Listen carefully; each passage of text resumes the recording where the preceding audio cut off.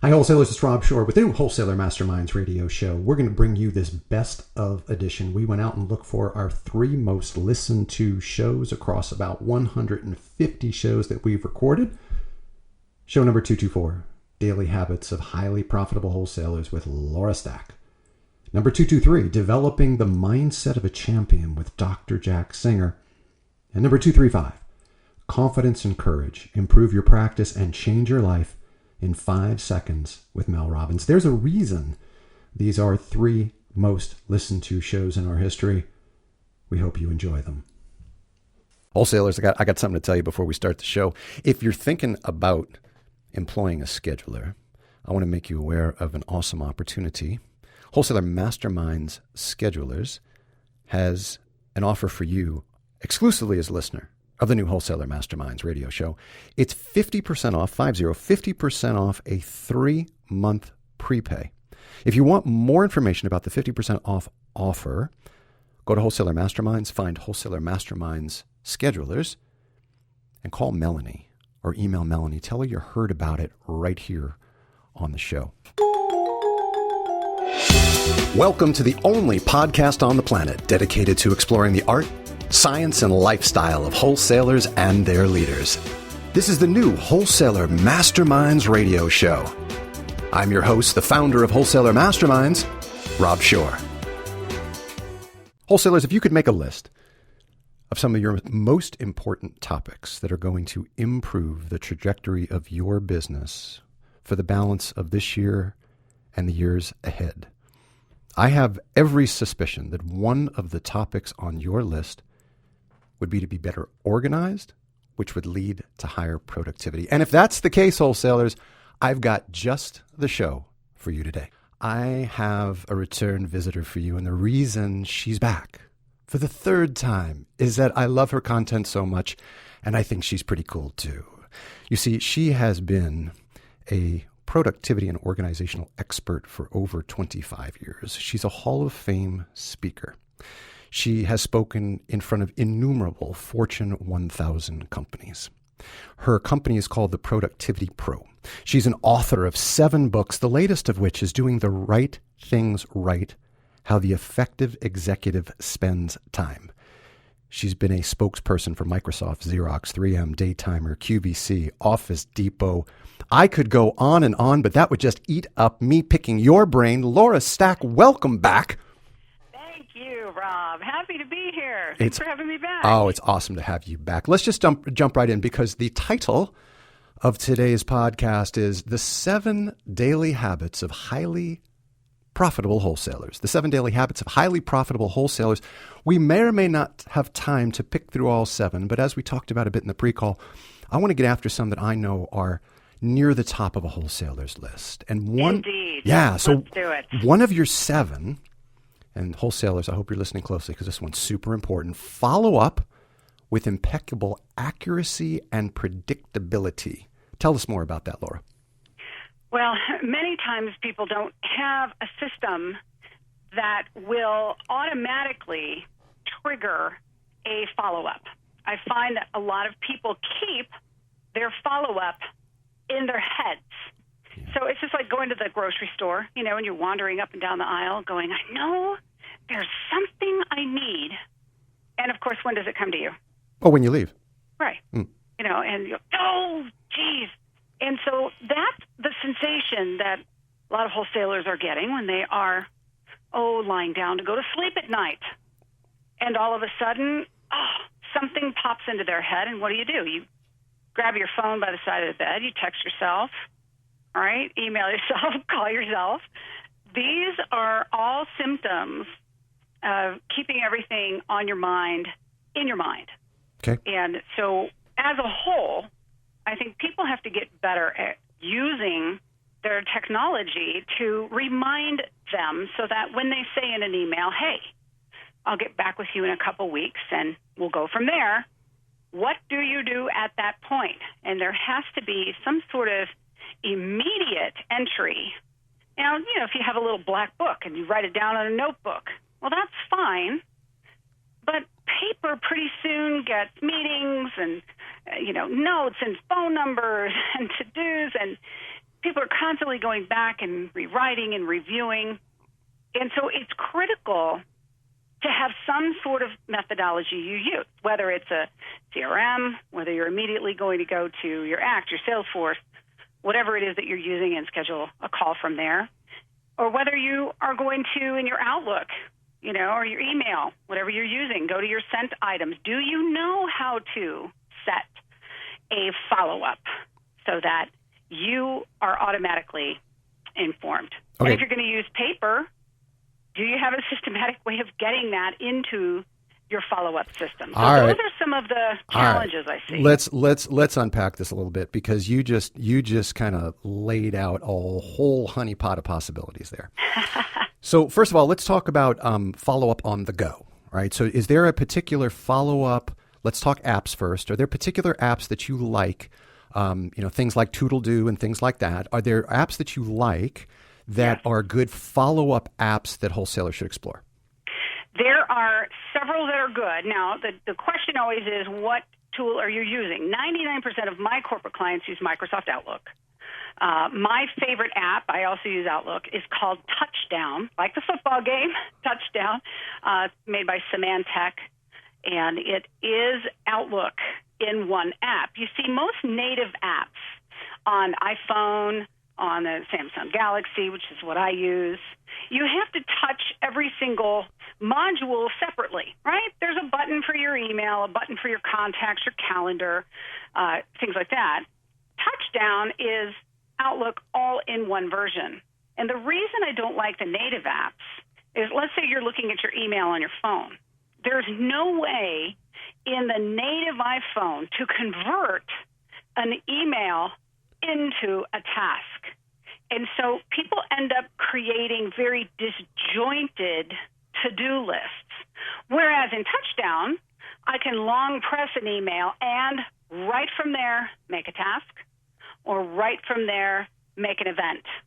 So because the native iPhone and the Droid machines are not all in one place, they don't have the right functionality. So many of the ones you're mentioning, Todoist, To-Do, Wunderlist, they're not connected to your email. And how do we get most requests in email? It's really cool, critical whatever app you pick. Yeah, let's talk a little bit about that. Let's talk about let's go to Outlook for a second. That's part of unpacking what you said before. Let's go to Outlook for a moment. How do I use Outlook to set up reminders? And I realize some of this might be visual versus verbal, but how do I begin to look for how to create reminders and to-dos and events from within Outlook that'll help me streamline my workflow? Well, first of all, let me tell you what people are doing wrong. A couple of things that I'm seeing now. Some people have started putting things that they need to do in their calendars. Okay, it's very, very common. I'd say, 95% of people do this. Wait a minute. Hold on here, because I am a big believer in blocking the calendar. You're not? Oh, you didn't say you couldn't block the calendar. Oh, You shouldn't have your to-do list in your calendar. All right. The reason is, if you have something in your calendar, so you have 25 things, you mark it as an all-day event or something, trying to fiddle around putting this to-do list in your calendar, and you don't get to it, what do you have to do? Schedule it for another time or another day. You have to manually change it. Okay. You either have to snooze like 46 times, like I saw one wholesaler do a couple weeks ago. It was ridiculous. Or you have to drag it, or you have to open it. There is a manual manipulation involved. In other words, the calendar is designed to move backwards. Yes, that's what time does. It's not a good way to track tasks and to-dos. It's for meetings, events, phone calls, conversations, appointments. That goes in the calendar. Then the other thing people are doing wrong is they're trying to use their inbox kind of like a quasi to-do list of sorts. So they get an email and they go, well, I can't delete this and I can't forward it to someone to help me, and I need to respond to this client, but I can't respond right now. I'm, got a conference call in 10 minutes and I don't want to file it.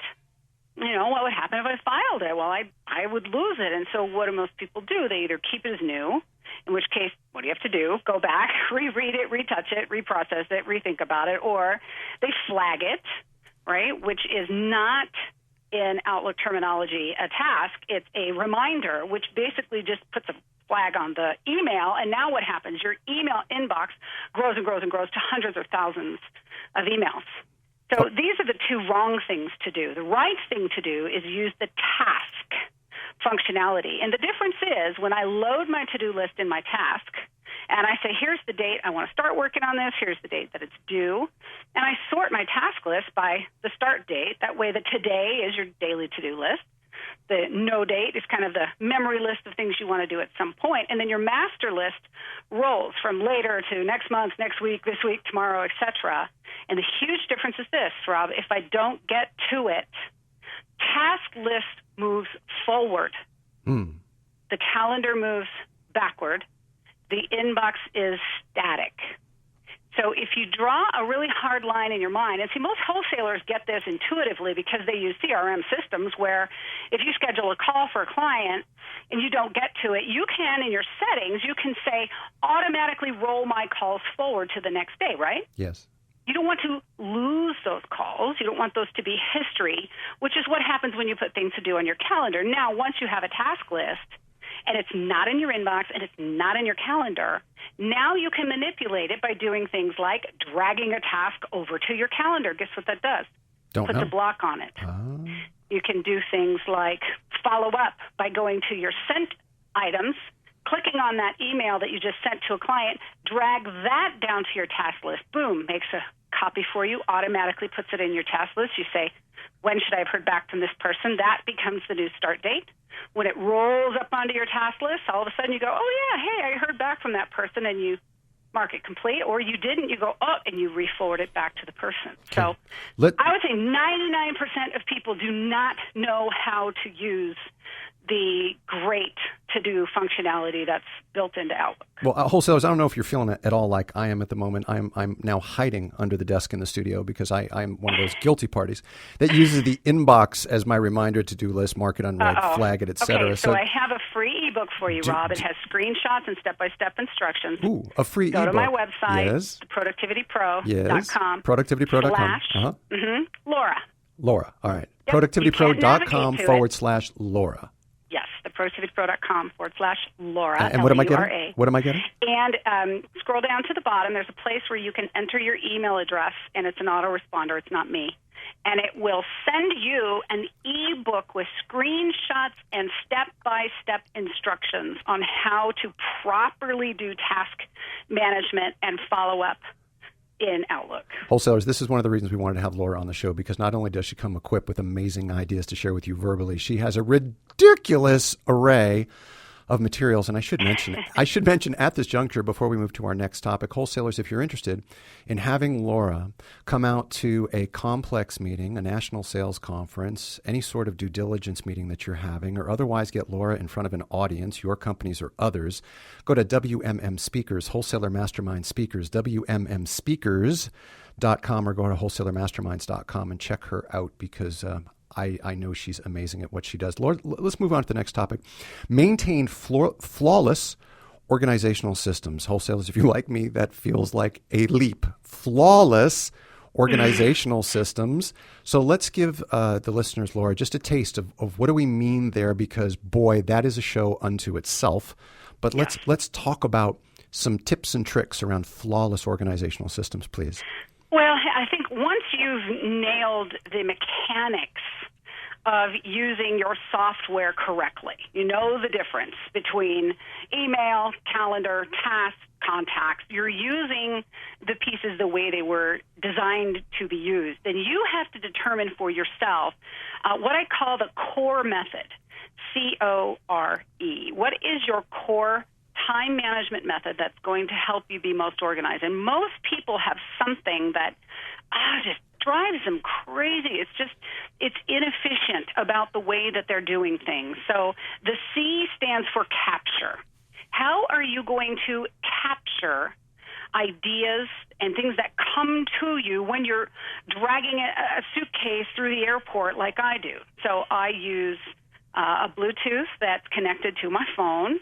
I use Google Voice, and all I have to do is tap the touchdown app, tap a task, new, dictate into the phone what I just thought of, click the start date, the due date, and press save. And boom, when I open my laptop next, it will be on my task list. The key is you have to get rid of thoughts as soon as they occur to you. Okay, so wait, stop right there. Wholesalers, this is a cornerstone type of idea, getting rid of thoughts as soon as they come to you, because I know you and you know me, and I know that you're screaming down the freeway thinking of 101 different things between appointments. And so you've got to figure, because you've got to unclutter the brain. Because if you don't unclutter the brain, all you do is have it on a constant feedback loop. And that's why you guys can have trouble sleeping. That's why you're part of why, not the only reason why, you're stressed. These things can alleviate, they have other benefits besides organization. But Laura, I digress. C is for capture. And why people multitask and don't focus, Rob, because without a solid capture mechanism, when you think of something, oh, geez, I didn't send that contract back, you do whatever it is you thought about because you don't trust your system. And your brain says, I need to remember to do this, and if I don't do it right now, that ain't going to happen. So that causes us to lose focus because we listen to that running chatterbox in the brain and we obey what it says, which is rarely the most important thing that we should be doing with our time right now. So if you're a paper person, you know, you've got to figure. My dad used to just keep a little, Mead spiral notebook in his pocket. I have vivid memories of him flipping that open and jotting it down. So there's nothing necessarily wrong with paper. You know, some people, when they think of something that they need to do, their first instinct is to grab a piece of paper and a pencil. Mine is to grab my phone, right? Other people capture.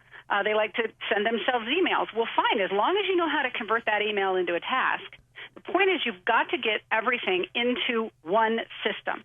If you've got LinkedIn requests, you know, one client's texting you, this person's emailing you, this person you talk to on the phone, you're disjointing all of your inboxes.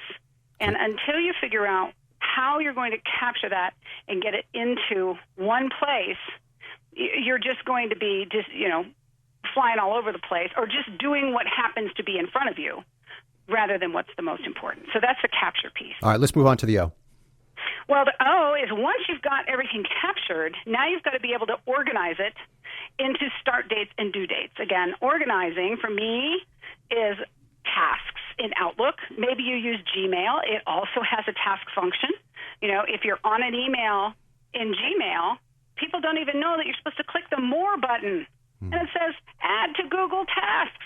Who knew, right? So if you don't understand the functionality of your system, even if you use an Excel spreadsheet, but I really like to use the tools that were provided by our companies because we sit there for hours a day in front of them anyway.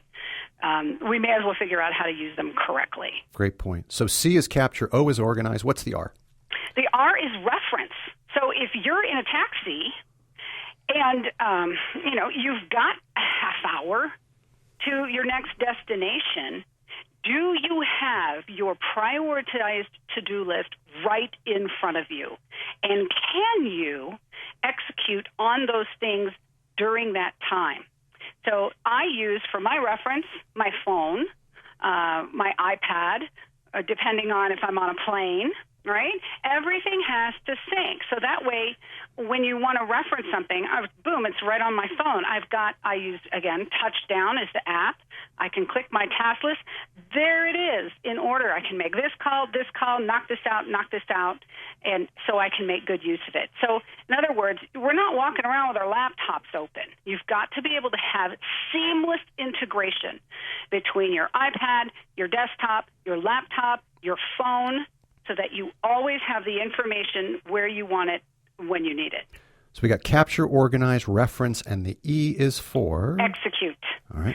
Execute. So if you're, on your phone and a client sends you a spreadsheet and you're thinking, oh, geez, I don't have time to I can't open this. This link doesn't work very well on the phone. I really need to get to my desktop. What do you do with that? If you don't know how to put that into a task, now what do you have to do? When you open your laptop, now you got to go back and retouch it, reread it. I think some people touch the same stupid email 20 times, before they do anything with it, because they're seeing it in multiple places. So execute for most wholesalers is dependent upon where you're sitting. When I'm in my office, as I am now, got my big monitors, plug into the dock, ergonomic keyboard, all of that. But you've got to be able to execute wherever you are, whenever you are, in any context. And so if you can't do that, the E is probably the one that's letting you down. I want to ask a question, Laura, because at Wholesaler Masterminds, we're huge proponents of Evernote. Do you have some thoughts of Evernote? Do you have some best practices around Evernote? Evernote's great. However, it doesn't integrate with your email. You cannot have an email that you say, okay, I want this email to turn into a task in my Evernote. See, in Outlook, it's one click. I love Evernote, but I do not use it for to-do lists because it's separate from your tool, and it's yet one more place now that you've got to create a to-do list. It's great for sharing notes. It's great for meeting minutes that you want to share with your team. It's great for project documents. If you want to save certain emails and you want to create reference items that go with that. It's great if you're reading an article and you want to right-click and, capture this page, put it in a notebook, tag it. All kinds of fantastic uses for Evernote. I have it. I love it. I use it myself, but it doesn't have anything to do with the task list. And I understand what you're saying. I'm processing what you're saying. It's a phenomenal tool. If you get a text from a client and it's like, okay, now I got this text, but now I have Evernote. How are you going to get the text right from there into here? Or if you get an email, how are you going to get the email right from here into here? They're two separate tools. Right. There's copying and pasting involved, and that's not what we want to do. Right. Well, I mean, in Evernote, you can send something directly to it via email. So you can forward it via email directly to your Evernote account, tag it accordingly. But it's the integration that's lacking. Right. But then you can't go to your Evernote and reply to that email from your Evernote. 100%. See, you're always having to go back to another tool. Yep. And the more we disjoint our systems and have to go to multiple places, I just think that TAS is such a powerful database with tagging, with assigning delegation. A lot of people don't even know you can assign tasks. Just like you invite people to meetings, you invite people to a task. They get it, they click accept, it goes on their task list. When they complete it, they mark it complete. You get an email back saying so-and-so just completed your task request. But see, nobody's even enabled most of the functionality. Most people have never even turned it on. And so until you really go through and change some of the settings, you won't know how to do it. It's kind of one of those learning to ride a bike. You're going to fall down a few times, but once you do it, you're going to be like, oh, my gosh, I cannot believe I was wasting so much time. Most people waste 30 to 90 minutes a day easily messing around with their email and their systems. Wholesalers, one of the big takeaways that I'm getting, and I'm going to just drive this all the way up to 20,000 feet. One of the primary takeaways I'm getting is what Laura has hammered home so efficiently and effectively, and that is making sure that whatever you choose to use has direct interface and application with everything else that you choose to use, so you're not double tasking and triple tasking when you could be single tasking from within whatever it is that you choose to use, Gmail, Outlook, etc. And most of you are using Outlook. I got one last question for you. I don't mean to put you on the spot, but if you know about it, I know our wholesalers will benefit before we go. And that is, have you any experience with Good? I have, and I don't like it because it does not allow you to create a task from an email. Yeah, but the problem is for most of our wholesalers, they don't have a choice to like it or not. It's firm mandated because it does such a good job on the compliance side of tracking everything that comes and goes. Sure. And if you have to use it, that's fine. It's not that you can't make a task out of an email. It just involves a little bit more of a manual process, in terms of copying and pasting. But on the phone, in the Good app, you can't, in an open email, make it a task. That's the one downside that good is, versus something you can upload on your own phone like Touchdown. And I know some people can't do that. So you would still be able to turn that into a task. You just can't do it right from the native app on your phone. Wholesalers, we started this saying the 7 daily habits of highly profitable wholesalers. We got through 2. Why did we get through 2? Because our guest today has such an amazing well of experience around a topic that she has been just deeply immersed in for 25 years. Laura Stack, thank you so much for coming back and joining us. Hey, thank you, Mr. Rob Shore. Appreciate you. It is my pleasure. I appreciate you too.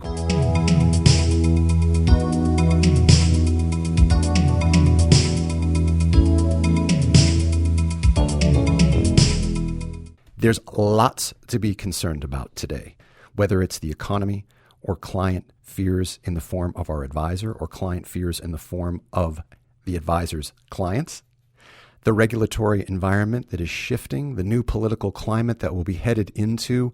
There's all kinds of reasons to have your mind jostled about in an unproductive and negative way. And that's why I'm 100% certain that our guest for you today will be insightful and informative. Wholesalers, we've brought in clinical guests for you today. We have Dr. Jack Singer. He's both a professional speaker and a professional sports psychologist. For 20 years, he's brought the skills he teaches to world-class athletes to financial sales professionals.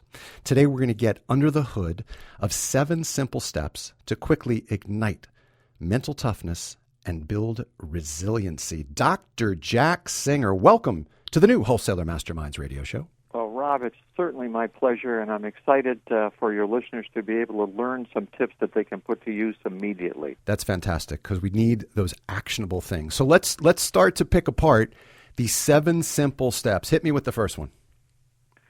Okay, well, again, this is going to be the same kinds of simple steps to mental toughness that I've provided for world-class athletes for more than 20 years, and I've adapted it for financial professionals. And it's exactly the same mentality. In your introduction, you talked about some of the challenges that wholesalers are facing these days, but none of those challenges cause stress. Stress is caused by what you say to yourself about those challenges. So if it's regulatory challenges, what are you saying? Are you saying, I'm overwhelmed, I can't do this? That's what causes the stress. And my mental toughness skills are the ability to grind through these things and teach you to change your thinking so that it no longer will cause stress. Do you follow what I'm saying, Rob? I do. Haven't you written, and don't you speak about the notion that in your work, you can have 2 athletes with exactly the same skill set, the techniques and experience, but they separate themselves when it comes to the mental toughness piece. Isn't that directly from some of your learnings? That's exactly correct. Let's take 2 Olympic athletes. I recently worked with a gold medal winner from the Olympics. What separated that athlete from the person who got the silver medal? They have the same techniques, they have the same knowledge, they have the same experience. The only difference is one of them is more distracted by mental issues than the other one. So you can actually look at a formula, Rob, for any athlete or any wholesaler or any sales professional, and that is their performance will always equal their talent plus their knowledge minus distractions. So if we can keep the distractions at a minimal, and the distractions are negative thoughts that go through your mind, worries, fears, statements that start with what if, for example, always will follow a negative path. Those are the things that tighten someone up and cause them not to perform to where their true potential lies. I know we have an intent of getting through these simple steps, but what you just talked about is super important. How do I keep those voices at bay? How do I tamp down the impulse to want to listen to that noise? Because we all have the noise every single damn day, Doc. How do we tamp it down? Well, that's where the 7 steps come in. So let's get right into the 7 steps. And you can do the 7 steps, by the way, in less than 5 minutes. So this is not some laborious thing that people have to do. In fact, most athletes that I've used this with tell me that while other people are listening to music before the game or the event, they're going over Dr. Jack's 7 steps, and they find it to be extremely important, and they can go through it very quickly. So step number one is you need to recognize the negative trigger thoughts that cause your stress. I'll give you an example. I'm worried that I will never be able to deal with all of the changes in my industry, and I'll have to look for another career. If a wholesaler says that to him or herself, that's going to tighten them up, not just physically, but mentally, and that's where the stress comes from. So once you recognize the trigger thoughts, the thoughts that have led to these problems, then you can move on to step number two. Do you have any questions about number one, Rob? Yeah. So recognizing negative trigger thoughts, how do we label them? And what I mean by that, Dr. Jack, is you could say that all thoughts that start to cause me stress are negative in nature. How do we separate the ones that are heading me down that path of triggering all that badness? Do you follow me? In other words, is it just this large ocean of negative thoughts? Got to keep all them to the side, or are there specific triggers I'm supposed to be on the lookout for? I actually wrote a book about this, and there are 10 key areas of negative thinking. One of them, for example, is catastrophizing. If you're thinking of something that's going to lead to a catastrophe, that's a trigger thought. Like, what if I have to find a new career? Would be a catastrophic thought. It's taking a little piece of information that bothers you and blowing it out of proportion to the point where you're so worried that you're going to have to give up on your career. Another one is mind reading, deciding what a potential client may be thinking about you, and it's negative. So there's many simple ways that people can immediately start to understand when they're going off the deep end and that kind of thinking, and that's when they have to stop it immediately. Okay, that helped a lot. So let's go to number two. So number two is, and you'll get a chuckle out of this, but it really works. The kind of rubber band that the mail comes in is called the number 64 rubber band. It's kind of a fat rubber band. Everyone should have one on their wrist, sitting loosely on their wrist. And as soon as they recognize that a trigger thought is beginning, do not let it finish. Snap the rubber band. And at the same time, say to yourself, stop the silly thinking.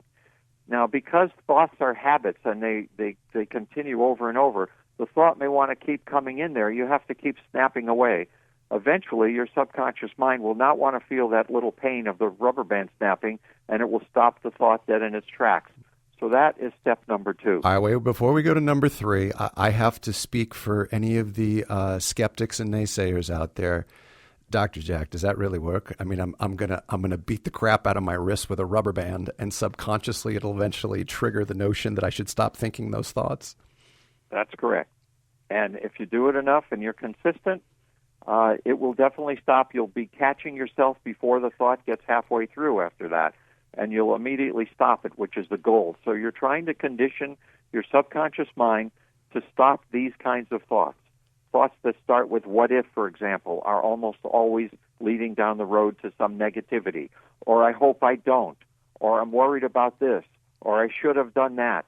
These are the kinds of thoughts that always lead to stress. So once you recognize them, you snap the rubber band to stop them. Wholesalers, I think we should actually go get ourselves some rubber bands, and maybe you want to put the company logo on it and hand out to your advisors during DOL. It's just a thought. Doc, what's number three? That's very, very clever, and that's true. Now, you need to now calm yourself down from the activity that started with the negative thought in the first place. So what I have as step number three is what I call a centering breath. And this is the kind of breathing that elite athletes learn how to do through their diaphragm. Musicians learn how to do this, who have to have a deep volume of breath, singers and so forth. But here's the easiest way to learn it. You take a deep breath in through your nose to the count of 4, then you hold it for 4 seconds, and then a big exhale out your mouth to the count of 7. The key here is that they're breathing in and their stomach is expanding because it's pushing the diaphragm out, and when they breathe out, their stomach contracts. People can learn to do that. It's easy. You can do it while you're sitting at your desk with your hands folded over your stomach, and when it starts happening, you'll be able to do it automatically. That's the fastest way to calm yourself down. So that step is taking a few deep centering breaths. I love the fact that these are so actionable so quickly, just as an aside. Because so you're right. I mean, this isn't about me reading a 300-page book and going to an off-site seminar. This is very helpful. So go with number 4, Jack. Okay. Now, next we have what we call a performance statement, which every wholesaler should construct for him or herself.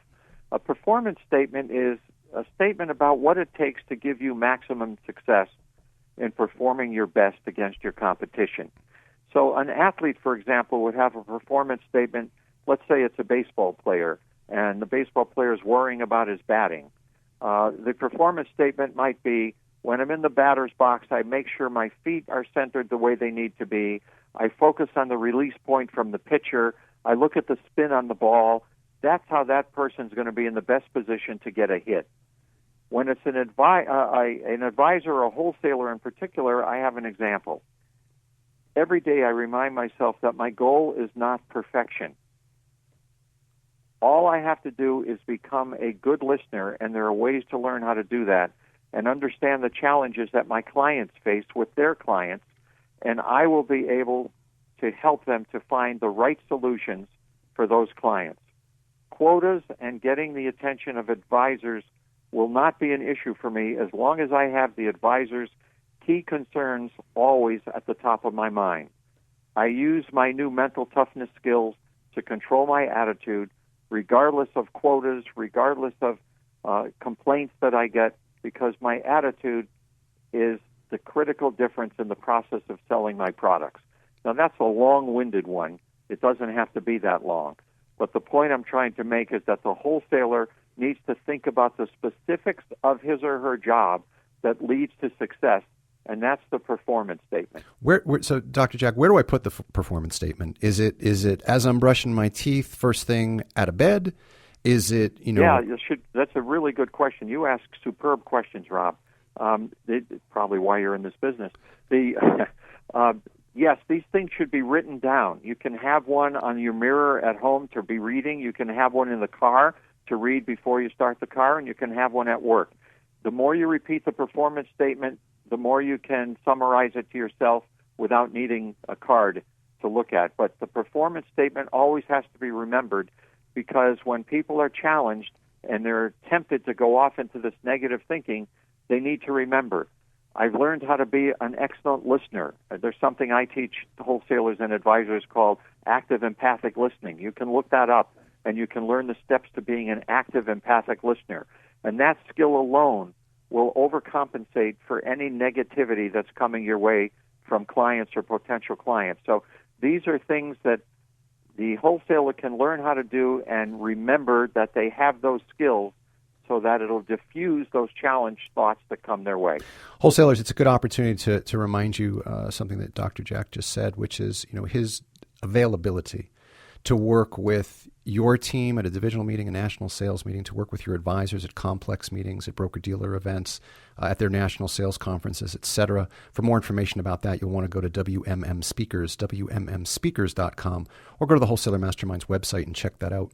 I got a question about the performance statement, because I'm curious, in your work with professional athletes, what's the most succinct, this puts you on the spot, what's the most succinct and powerful performance statement? I want both, because the one that you read us, as you acknowledged, was rather long, somewhat tedious, no less impactful, I'm sure, but long and tedious nonetheless.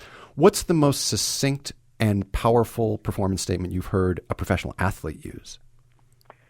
Well, the one I gave you about baseball players is pretty succinct. It's, what do I do with my feet? Where do I watch for the release point of the pitcher? And what do I look for in the spin of the ball? That performance statement, and when you add to it, I will be able to do this each time, then that athlete is now in position to be focused on the pitch instead of worrying about moving the runner over, what is my coach going to say, and those other distraction kinds of thoughts that get in the way of performance. Okay, appreciate that. So let's go on to number 5. Now I tell the wholesaler to recall their greatest success. It's sort of a personal highlight reel, a video in their mind that they can recall their greatest success, and it's not necessarily on the job. It could have been success as an athlete, or it could have been as an actor in high school or college. It could have been making the debate team. It doesn't matter. What was your greatest success? And the reason I want the wholesaler to think about that is because as they visualize it, it actually removes a lot of the tension that started with these triggering thoughts, because they realize I have had some interesting successes in life and I can repeat it again with my current job. So I want them to recall their greatest success. The Seattle Seahawks coach Pete Carroll does this with his players at halftime of games. He wants them to recall their greatest success, not in football necessarily, but some other time in their life, and share it with each other, because that gets their mind onto succeeding rather than focusing on what they're worried about happening in the game that's taking place right now. Is it your suggestion that a wholesaler, any professional that's using your prescription here of 7 steps, am I using all of them, or are they inclusive? Do I need to implement all 7 to get the maximum effect, or can I include and exclude certain of the 7 and still walk away with a meaningful impact? That's a really insightful question that I've really never been asked before, interestingly. And I address that question in my book, The Financial Advisor's Ultimate Stress Mastery Guide. The answer is, once you've memorized how to do this, which doesn't take long, you can take shortcuts to use whatever works fastest for you. For example, the breathing part I mentioned. Sometimes people, once they learn how to do that, after they snap the rubber band, they're automatically doing these deep centering breathing. They don't have to think about it. They may not even want to go through their performance statement. They want to recall the highlight reel of a success, and it brings all of these other steps to mind and brings the end result of it to mind, so you don't actually have to go through every step in the order that I've given them. So it sounds like of course, more than suggestion, the recommendation is, wholesalers, we're going to start with all 7, but upon perfecting the 7, you'll be able to potentially choose other stopping points within the 7 and still have the same net effect, which is good to know, because if you're like me, you may not think that you'll always have time for all 7, even though the sum total of time taken is not great, but it still sounds like a lot. What's number 6, Dr. Jack? 7 sounds overwhelming, Yep. but it really doesn't have to be that way. It could be 4 steps. It's whatever works the fastest and the best for you. Yeah. But these are the 7 steps to pick and choose from. That's awesome. What's number 6? Next is an identity statement. This is not the same as a performance statement. An identity statement is actually throwing modesty out the window and asking yourself, what is the greatest strength I currently have, or what is the greatest strength I'd like to have? What is my goal? What do I ultimately want to accomplish? And you put these 2 things, your current strength and what you want to accomplish, you frame it as though these things have already been accomplished. So, for example, I am the most conscientious and motivated sales professional in my firm. I am proud of the fact that I can really help my clients to help their clients to feel financially safe, and I'm enthusiastic in promoting my products to my clients. So that's a statement of where the person would like to be, or in some cases they think they already are, which is good, but modesty's thrown out the window, and you really build yourself up to your ultimate. And that is a key part of the whole mental toughness thing, because it takes away from all the fear and anxiety, and you tell yourself, I can really do this. I'm thinking about you heard the silence. It was me thinking about all the different applications for where that would come in particularly handy. So I'm tracking with you on the identity statement. Absolutely. Let's use an example of myself before I spoke to you. Now, I hadn't reviewed any other interviews you did. I have no information other than you're going to spend a certain amount of time with me. And if I was going to go through mental toughness before chatting with you on this interview, Rob, my identity statement would be something like, I have done many successful interviews in the past. There's nothing about this that's going to challenge me anymore. I can't wait to get to this interview because I have so much important information to impart to Rob's listeners. There's an identity statement that talks about goals and what I know I can accomplish. And at the same time, it's blocking out any negative thoughts like, What if I don't know how to answer a question would be a potential negative thought. Or what if there's a long silence and I don't know how to fill it in?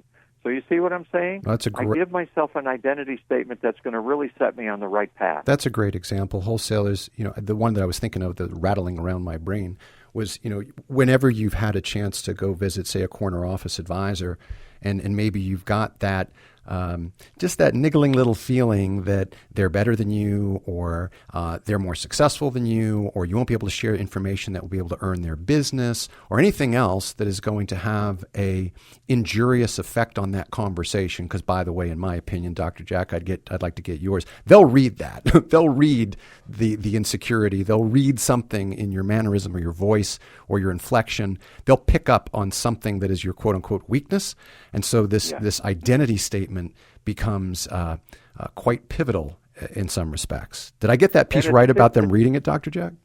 Yeah, and it's pivotal that they do that right before that sales call, because the last thing before the sales call needs to be something that's calming and motivating, not something that's worrying you or frightening you, because it'll come out in your voice. It'll come out in your eye contact.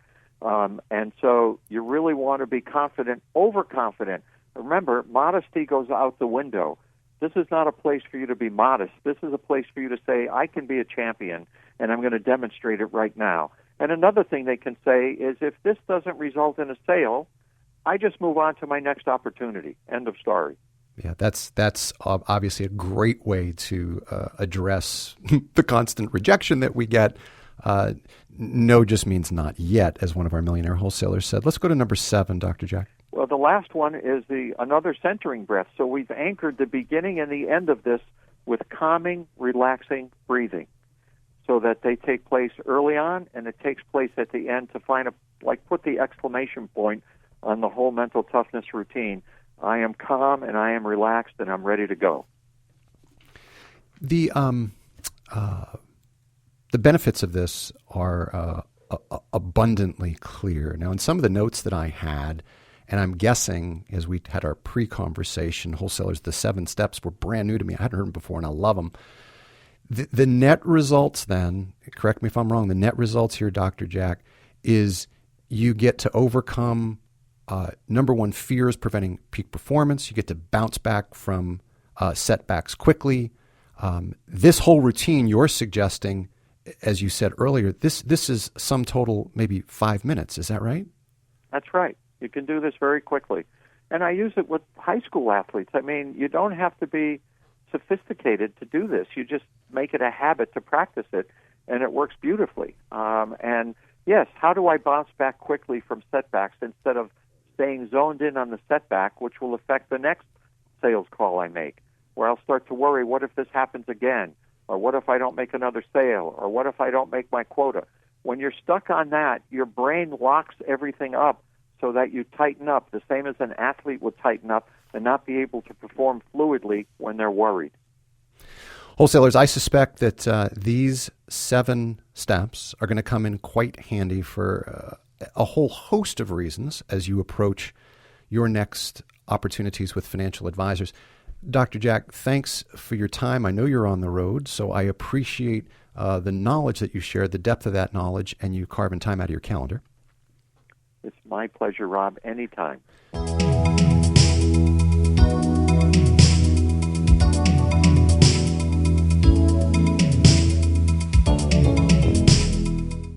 Let me tell you how we got to today, all right?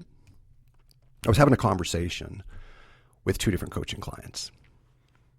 And we were talking about, in one case, their peerless value proposition, in another case, talking about their advisor reconnaissance.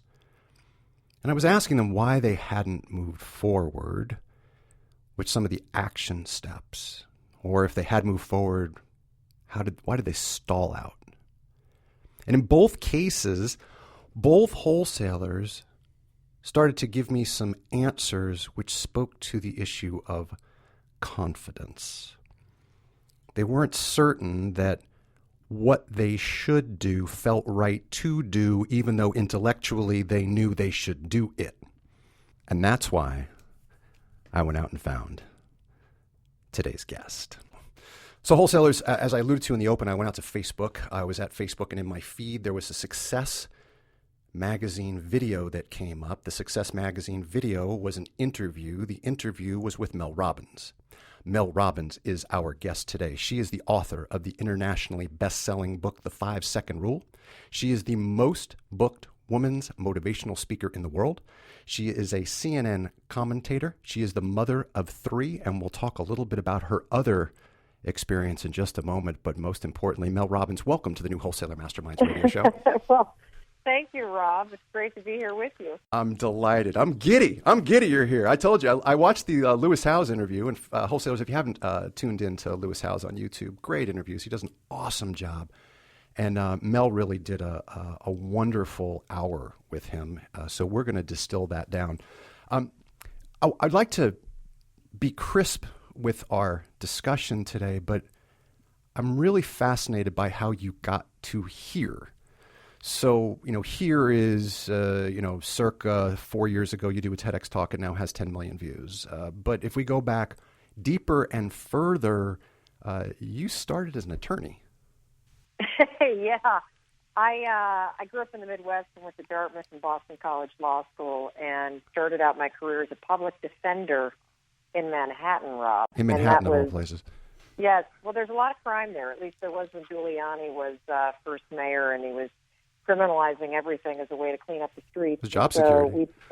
Yep. The public defenders were very busy, and so that's how I started my career. Gosh, I mean, I when I start to think about the math, I'm not sure if it's lack of math skills or it's just sheer horror that so much time has gone by, but that was some 20 years ago.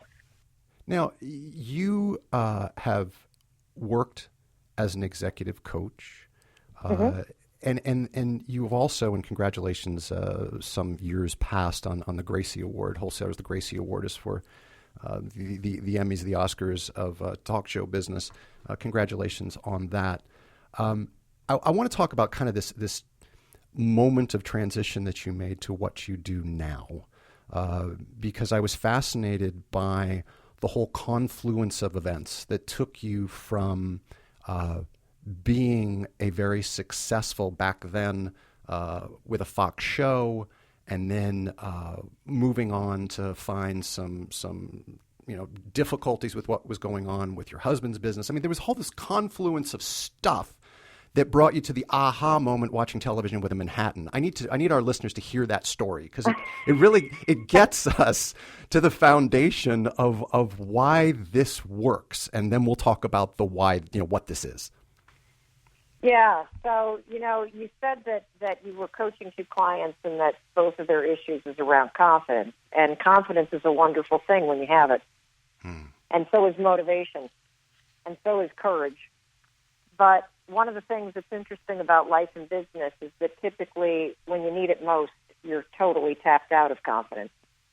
And when you need to make the change, the courage disappears. And when you got to do something that's hard or annoying or difficult or whatever, you lose all motivation. And so one of the things that we're going to be talking about is some science-backed tools that will give you instant confidence, instant motivation, and instant courage, and not in a reckless way, but that type of action that's actually hardwired to your inner wisdom.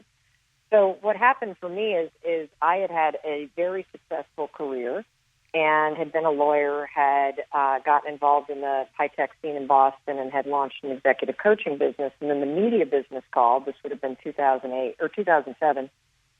And they had read about my coaching business in Inc. magazine, and then it was CNBC that called, and they were interested in doing a show. And so I had a series of meetings, and that led to a couple development deals, which, they're not the same kind of deals that you see in the wholesaling business, where, in the media business, if you offer somebody that's new to the business a deal, it's for no money. But most people that are dying based on their ego to get into the media. So for about a year, I did a bunch of stuff with ABC and with Sirius, where I was kind of in the development phase, which means they're not paying you. And then I landed a show with Fox. And so by this point, 2 years of dabbling in the media business has gone by. And, of course, as I'm pursuing that, my coaching practice is winding down. And at the same time, my husband left a corporate job to follow his dream of opening, wait for it, a pizza restaurant. So I found myself at the age of 41 in a situation that I never actually planned for. A lot of stuff just kind of happened. I never thought I'd be in the media business. I never thought that Chris would leave technology and go into the restaurant business. And what happened is Chris and I had this weird confluence where the first restaurant he opened, a small 40-seat joint outside of Boston, Massachusetts, in Belmont, was an instant success. And so, of course, what you do when one thing is working is you magnify it and go 10x and try to open a bunch of them at the same time, and you leverage the shit out of yourself. Mm-hmm. And, being an entrepreneur, you want to have as much equity as you possibly can, and, you want to make sure that the founder shares are right. And so we, based on the first one working and thinking that I was about to become a media star, we put our entire life savings into the expansion. And this was 2008. And we all know what happened in 2008. The bottom fell out of everything. And the second restaurant failed, and it failed so profoundly that it really then cannibalized the working capital to get the third and the fourth open, which then put us in a extraordinary situation in terms of the debt load that the business was carrying. And since we had secured all of it and put all of our money into it, that meant that the liens started hitting the house and the collection calls started ringing, or the phone started ringing. It was always the collection calls. And it was at about this point that 2 years into dabbling in the media business and winding down my coaching practice, I had been an executive coach for A.G. Edwards for all their top managing producers, and I decided not to renew the contract because I was about to do a big show at Fox. And not Fox Business, not Fox News, but an actual reality show on primetime television for Fox.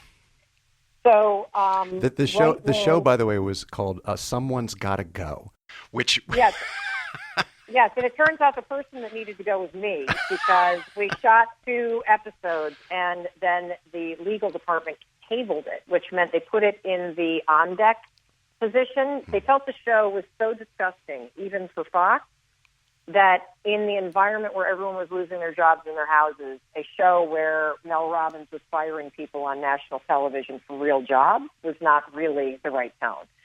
So what happened for me is it meant that I was locked into a contract and not getting paid, and I was on a blacklist, meaning I was exclusive to Fox because they had an 18-month window to figure out what to do with the show. All of which is fantastic reasoning for the Manhattans you're about to get to. Yes. So then so what happens? So what do you do when the bottom drops out and you suddenly lose everything, and you also have this ego and this attitude like, hey, wait a minute, I got an Ivy League education. I got a lot. This should not be happening. And because Chris was so committed to saving the business, which he and his business partner ultimately did, it wasn't a situation that we could talk about. Because you've got people in the community that have invested, and you've got a business that's open, and you've got to keep the public face up. And so out on the outside, I just pretended like everything was status quo. On the inside, I was an alcoholic. Chris and I were fighting like crazy. We had zero money. I mean, my dad paid our mortgage for a couple months, and then that stopped. And, going to the grocery store was a terrifying experience because I was afraid I'd bump into somebody who would say, how's the show going? Or, hey, how's the restaurants? And I was also scared that I wouldn't have any money in the checking account. I was too scared to look. So I was, totally overwhelmed with the idea that I was about to try to buy some groceries and the check card wouldn't go through. So it was a terrifying time. And when you have a situation happen, and something's going to happen to you. I mean, you're going to lose a job, or you're going to end a relationship, or you're going to lose somebody that you love, or maybe you're going to get a health diagnosis, or maybe you're going to make a bad investment, or maybe the economy tanks. Something's going to happen. And when it does, that's the moment that you need confidence. And yet you're not going to have it because you're not going to feel like you have what it takes to change it. You're not going to feel ready to face what life is handing you. So you're going to get wrapped up in like all of the self-doubt and the thinking patterns that we have that can undermine us. So what was the aha moment? So there was a very specific moment that you spoke about where you had that epiphany where you said, that's that thing that I'm going to use for myself and that others are going to want to hear about. Yeah, totally. So I didn't know about the others yet. This was classified information, Rob, for about 4 years. First of all, what I'm about to tell you is profoundly stupid. And it is, on its face, so silly that you could make a lethal mistake and not consider the profound nature of what I'm about to tell you. Because on the face, it sounds so simple and so dumb. So my turning moment, the catalyst that changed everything in my life, is I was struggling. I mean, I was unemployed. We were facing bankruptcy. We were talking divorce. I wanted to change, by the way, just like your two clients wanted to implement the changes that you talked about. They intended on it, but they didn't. And I was stuck in that same trap of knowing what to do but not doing it. It's called the knowledge-action gap. There's a gap between knowing and doing, and that's where you get stuck. And so for me, it all started with the snooze alarm. Every morning I would hit it 3, 4, 5 times a morning, and I knew I shouldn't. I knew I should get up. I knew I should look for a job. I knew I shouldn't drink so much. I knew I shouldn't snap a crisp, but I was doing none of those things. So one night I was turning off the TV, and there was a commercial, and there was a rocket ship launching at the end of it, and I had this epiphany, and again, I'd probably had about 4 Manhattans that night, so it might have been the booze talking, but I don't care what it was. I'm glad I listened to it. I had this epiphany where I said, that's it, oh my God, the rocket ship, that's the answer. I'm going to launch myself out of bed so fast tomorrow morning that I can't talk myself out of it. So the next morning, the snooze alarm goes off, and I had a habit. I had a habit, which is nothing more than a behavior pattern that you repeat without thinking about it. I had a habit of hitting the snooze button. But that next morning, the alarm goes off, and by the way, Rob, nothing had changed. I mean, I was still unemployed. I still had all these problems. I was still out of confidence, but I did something I'd never done before. I started counting backwards like NASA does. I went 5, 4, 3, 2, 1, and then I stood up. And it was the darndest thing. I'll never forget. I was standing in the bedroom, and it was, Boston. It was February. It was dark. It was cold. And I thought, what the hell just happened? 5, 4, 3, 2, 1. That is the dumbest thing I've ever heard in my entire life.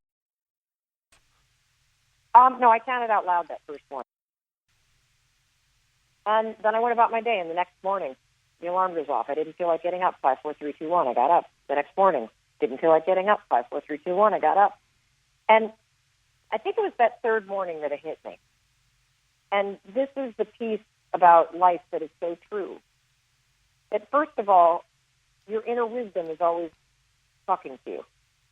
It's that knowledge that is hardwired in your DNA that's urging you forward, that's pushing you to change, to grow, to do the things that will bring you more joy, that might be outside your comfort zone, but certainly will create opportunities for growth for you. And you juxtapose that with the spotlight effect, right? Yeah, and the problem is that you only got a 5-second window. The moment that your inner wisdom speaks to you, you should say that, or you should make that phone call, or you should do that thing that Rob was telling you to do. If you don't move within 5 seconds, your mind is designed to stop you. There's a cognitive bias that they've discovered that all of our brains have. It's called the spotlight effect. Your mind is hardwired to magnify anything that it appears to be risky or uncertain. So anything outside your comfort zone, anything that requires change, anything that's difficult, in your mind's eye, seems risky. So the second that your mind gets a clue that, Rob's about to make a phone call that could be uncomfortable. Rob's about to do some cold prospecting today. That's not going to be fun. Rob's about to get his ass off the couch and go for a run. That's going to be uncomfortable. Your mind, the second it catches wind that you're about to do that thing, you know what it does? it actually starts magnifying that phone call, magnifying the pain of that run, magnifying the difficulty of the conversation in order to stop you from doing it. You feel like you don't want to do it. Yes. And so within 5 seconds flat, you'll find yourself talking yourself out of running. Oh, no, I feel tired. You'll find yourself talking yourself out of, I guarantee you, your clients, they told you, yes, I knew it. Yes, I intended on it. I didn't feel like it. Mel, I want to ask you a question. How did you move from 5, 4, 3, 2, 1, I got out of bed, to 3 years of research that goes into a book? In other words, you spoke about the inner wisdom piece, and perhaps that was your guide, but how did you again, metamorphosize from, well, that worked, to this is something huge to a bestseller that we had to reprint 6 times, 3 weeks, to become the number one woman in the world, to running an 8-figure consulting firm, okay, let me tell you. So I noticed after that third morning that, holy shit, there's this 5-second window all day long. And all day long, if I simply go 5, 4, 3, 2, 1 and lean into all of the things that I know I should be doing, suddenly everything turns around and I gain confidence and control and courage. And, if I feel myself getting upset with Chris, but my values are to be supportive, 5, 4, 3, 2, 1, shift my tone. If my goal is to be healthy, but I don't feel like running and I feel myself hesitating, 5, 4, 3, 2, 1, push myself to move. If my goal is to grow my business, and I know I have calls I need to make for prospecting, instead of thinking about it, which won't make the phone dial 5, 4, 3, 2, 1 and pick it up. And so for 3 years, I used this. And over the course of 3 years, everything changed. And by everything, I mean everything. Launched and sold a couple companies, got back into the media business, and landed a syndicated radio show that got me a deal with CNN. I started using the rule to manage my emotions in business and became one hell of a negotiator, because you don't do a good job of deal making when your emotions are involved. So you use 5, 4, 3, 2, 1 to shove them back down when you start to feel them rising up. And again, this is classified information, Rob.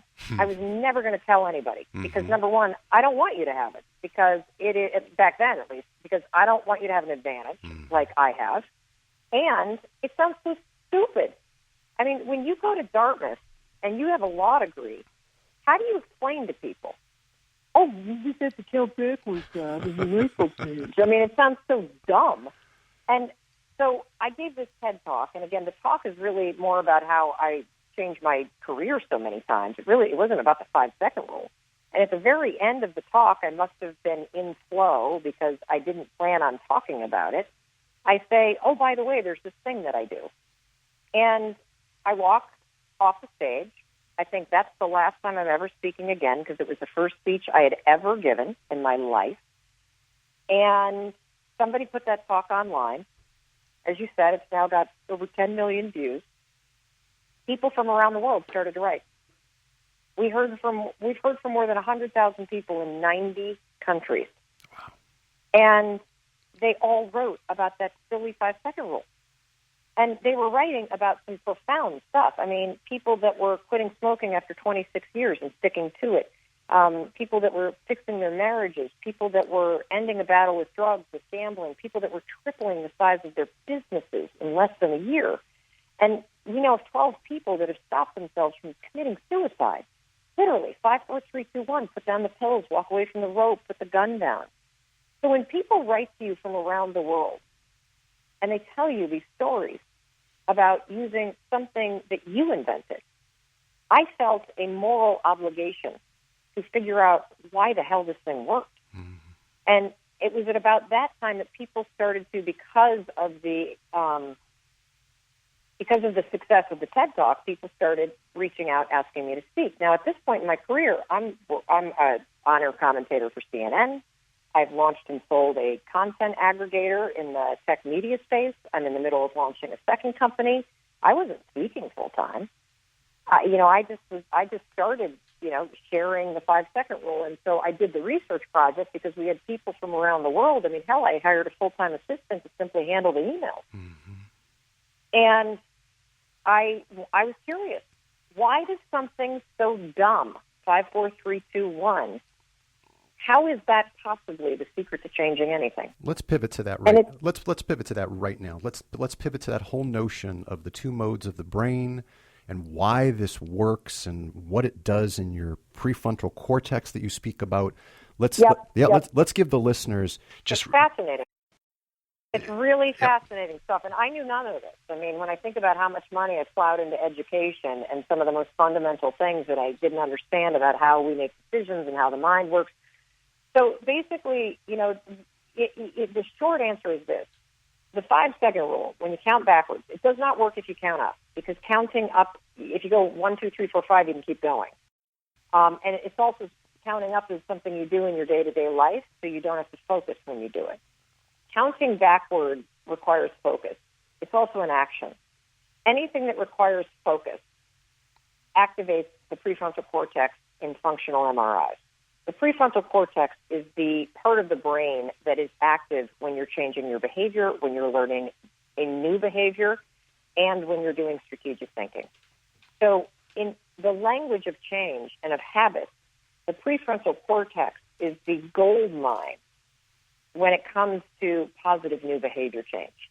And so the 5-second rule is a form of what we call metacognition, which is a fancy term that means you can use tricks to outsmart your own brain in furtherance of your higher goal. And so when you count backwards, in the language of habit research, if any of you have read The Power of Habits, Charles's fantastic book about habits, he's a Pulitzer Prize-winning writer from the New York Times, he writes about what scientists call starting rituals. Starting rituals are behaviors that actually trigger new behavior. And so the 5-second rule is a starting ritual that triggers positive new behavior. How does it work neurologically? Well, what it does is when you're engaged in behavior that is a bad habit, so let's name a few that we all have: self-doubt, procrastination, overthinking, laziness, blowing things off. Like, those are all patterns of behavior, micromanaging, snapping at people, that get encoded in the inferior part of your brain. They're habits. They're patterns that you repeat without even thinking. Let me give you an example of a habit. When you pull your pants on in the morning, you either put your left leg or your right leg in first. And now that I've said it, you're thinking about which leg it is. But this morning, when you pulled your pants on, Rob, you didn't think, okay, pick up my left foot and stick it in the foot. No, it's automated behavior that gets encoded into the basal ganglia, into the interior part of your brain. In order to teach yourself to pull on your pants with your right leg, you've got to interrupt that habit and then direct your actions with your prefrontal cortex. So what the 5-second rule is doing is, if you have a habit of doubting yourself, if you have a habit of overthinking, if you have a habit of procrastinating, if you have a habit of self-sabotaging talk when you're sitting in a sales meeting, like to yourself, when you go 5, 4, 3, 2, 1, you cut off that habit and you switch the gears and you activate the prefrontal cortex.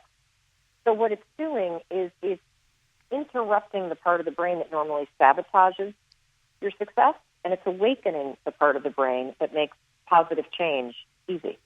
That's what it does. That's why it works. I want to talk about the difference between confidence and courage. You provided, and Wholesalers will have this on the website, you provided a great piece of content around confidence, but it's framed around courage. And I want to ask you to tell the listeners, how are you segmenting or separating or further defining confidence versus courage, and how one seems to get masked as the other when we think about it? Oh, sure. So I can even take it a step further. So there are 3 C's that are really important to satisfaction and to success, to fulfillment. And it's clarity, courage, and confidence. And they actually all work in a loop to help build one another. So we all have this inner wisdom that is guiding you forward. Generally, as you're listening to this, I will say that you know what you need to do. You know the steps that you need to take in order to grow your business. You know the things that you could do that would make you happier and healthier. You know what habits you could create in your life that would bring you more joy. Knowing won't make you do it. But, when it comes to, actually changing your life, knowing that the first step is the clarity to hear that wisdom, right? So that in any situation, when you are, in a business meeting or you're standing in your kitchen and that inner wisdom rises up and it says, dude, you said you'd go for a run, put the donut down and get going. That is hearing that, the ability to tune in and hear that signal, that is clarity. It's not something outside of you. It's the ability to tune into what your wisdom is saying to you. The next piece of it is courage. Courage is not this big concept. Courage is a small concept. Courage is something you need every single day because courage is the ability to do things that feel difficult, uncertain, scary, or new. That's what courage is. Courage is an action. Courage is the ability to take action when you feel uncertain. So you said that your clients knew what they needed to do based on the coaching sessions, but they felt uncertain. That's why they didn't do it, even though they had clarity that was the right action to take. So they had clarity because they knew what they should be doing. What was missing was courage, the ability to act in the face of uncertainty. Now, what is confidence? Confidence is what you get when you see yourself acting with courage. Confidence is the skill that comes when you see yourself being the kind of person that takes actions on the things that your wisdom is telling you to do. Over time, every time you 5, 4, 3, 2, 1 and take action on your wisdom, even though you feel uncertain, what happens is you're building the habit of confidence.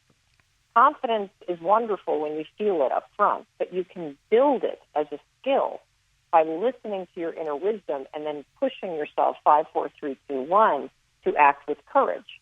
When you see yourself doing it over and over and over, you start to feel confident because you've proven it to yourself through acts of courage. Does that make sense? It makes perfect sense. Wholesalers, there's a reason why Mel Robbins' 5-second rule book is blowing up. There's a reason why she is the most booked female speaker on the planet. There's a reason why she's bringing us this message today. If you are thinking that, geez, this would make wonderful content for some upcoming meeting, event, complex, national sales meeting, whatever the case may be, WMM Speakers, WMMspeakers.com. We'll get you more information about Wholesaler Mastermind speakers, and we'll hook you up with Mel Robbins. Mel Robbins, thank you so very much. I know you have insanity going on in your life, taking advantage of the opportunity, which as you should, and spreading this amazing word. So thank you for joining us today. My pleasure. And listen, this is a waste of breath unless you guys actually use the rule. So it's free. It works immediately. It works every time you use it, but you got to use it. And the reason why it works is because it cuts through all the bullshit that you do that stops you from having everything you've ever wanted, and it brings the power in you to the surface in less than 5 seconds. Wholesalers, I could not begin to add upon that. Come back next time for another episode of the new Wholesaler Masterminds radio show. For more information about Wholesaler Masterminds, visit us at wholesalermasterminds.com. Find the new Wholesaler Masterminds radio show at Apple Podcasts, Stitcher, Google Play, and Spotify.